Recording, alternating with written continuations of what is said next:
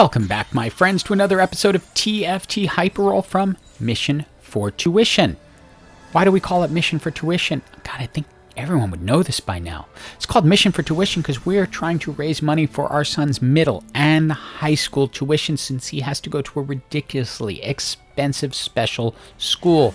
Not a beg for donations, just more views. Like, comment, subscribe, do all of that good stuff. It helps with the YouTube algorithm, gets the video out to more people, allowing for more views to raise more money for tuition. And with that said, let's get started. I started off by grabbing an Ezreal with a needlessly large rod because really any item is good on Ezreal since he's a scrap champion. But of course I'm going to follow my own rules and not make any prejudgments on exactly what I'm going to do until I see that first augment. So I buy the entire first board out and then wait and see what champions I get and what augments I get. But I will take advantage of scrap to start. So I got a Trundle and an Echo out of the NPC globes and then got this. Titanic Force Armor Plating and Thrill of the Hunt. Normally I would just go for healing, but since I had two Bruisers at the bottom, and this has been requested on a couple of live streams, I decided to go with Titanic Force and see if I could actually make Bruisers finally work for me. And I know it's generally considered strong in game, but I had not had any luck with it. I kept Ezreal in the game to start because Trundle is a scrap champion, so why not get the additional shield and get the full item on Ezreal? It will hopefully allow me to win some of these early fights so that I can get a good start. First item shop, I decide to grab a sword just because I want something good to put on Trundle and keep him strong. Now, one thing I'm going to be checking a lot is what my character's health is. Titanic Force doesn't kick in until they cross 1400, so prior to that, that augment is really not doing much for me. Right now it's only enhancing a Yowie, and that is not going to be sufficient for this type of build, nor is that Locket on Ezreal. I quickly realize that splitting the difference isn't going to get this done, so when I see a Zac, I decide, you know what, it's time to go up to the 4 Bruisers and hopefully get people's health above that 1400 mark.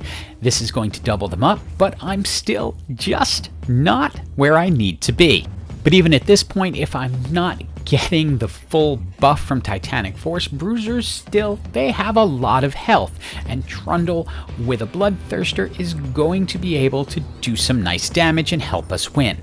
But health alone cannot win fights. You run into a good Academy team like this that has its 4 Academy buff and a 2-star Leona who can help keep their team alive, and yeah, you're probably going to lose unless I had all 2 stars at this point. But I don't. My second set of augments I was hoping would help me more in the Bruiser line, but it did not. But I did decide to take healing. I also found out that the Socialite Hex was in the front line, so this is going to be very good for this team because it'll allow me to give more power to someone up front. And since I'm going Bruisers as my main thing, that's going to be good. And along with that, I decide to give Taric the Rabadon's Death Cap so he can keep the healing up. Hopefully this team will be able to stay up long enough to do enough damage to win. And at this moment, this feels a tiny bit like the tank build I did last season.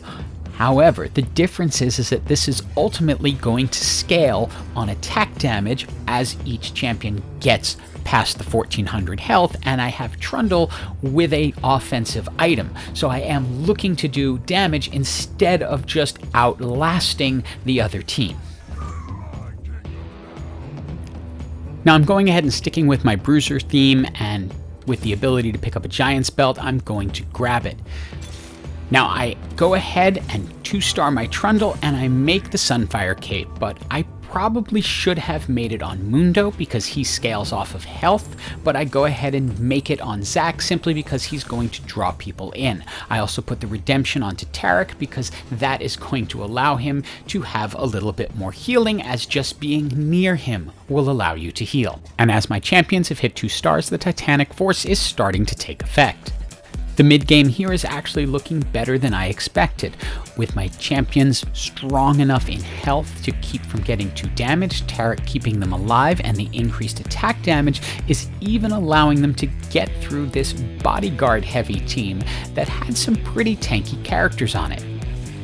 Now for the third augment, I pretty much couldn't believe my luck. I was building a team that was based on high health champions and using that to their advantage, and then I got offered Exiles 3, which gives me a 70% maximum health shield on those champions, provided of course I can work out the Tetris details of separating them out.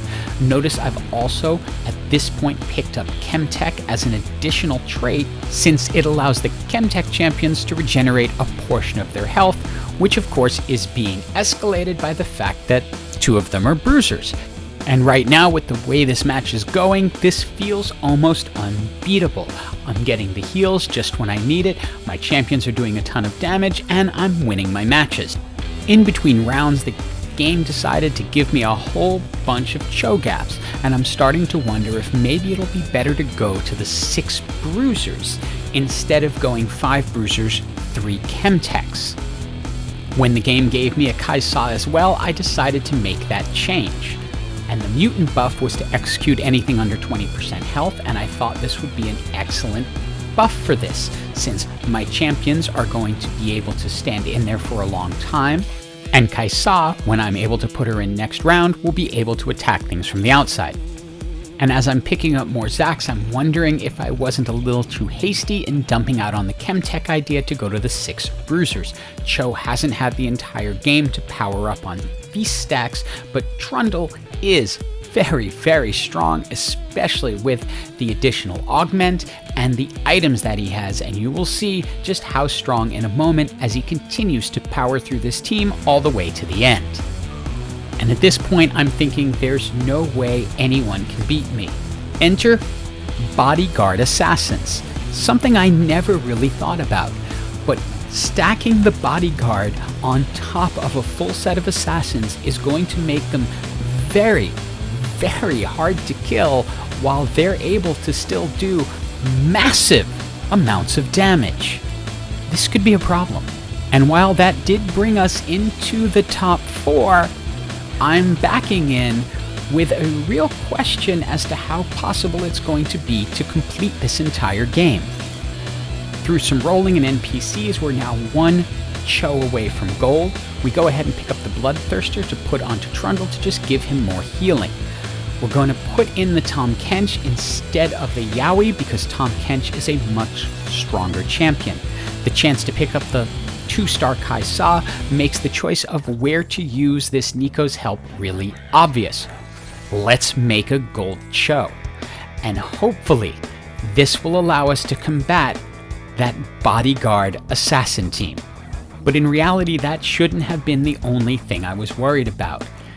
They have a Gold Kog'Maw with a Giant Slayer, which is going to be devastating to my team, and the Mutant buff, which means they're going to be executing anything under 20% health, and oh yeah, they have a Jinx and a Kaisa as well, and they are just able to absolutely execute my team very quickly.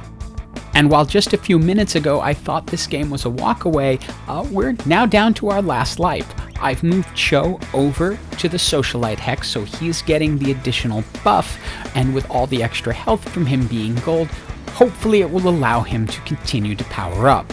Luckily, this is a team I can actually beat and have beaten before.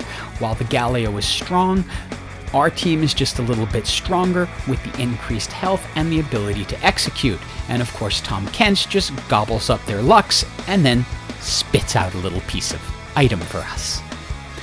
And it comes down to us against that other Mutant team, with that incredibly strong Kog'Maw who is all but built to specifically counter our team, since he's got the Giant Slayer, Bloodthirster, and Rageblade, and of course, doing additional damage and execution. Luckily, Cho is really, really strong, and so is our Kaisa, and with the ability to execute at 20% health, carries us to a very quick victory. Hope you enjoyed the video, thank you so much for watching, and hope you have an absolutely awesome day.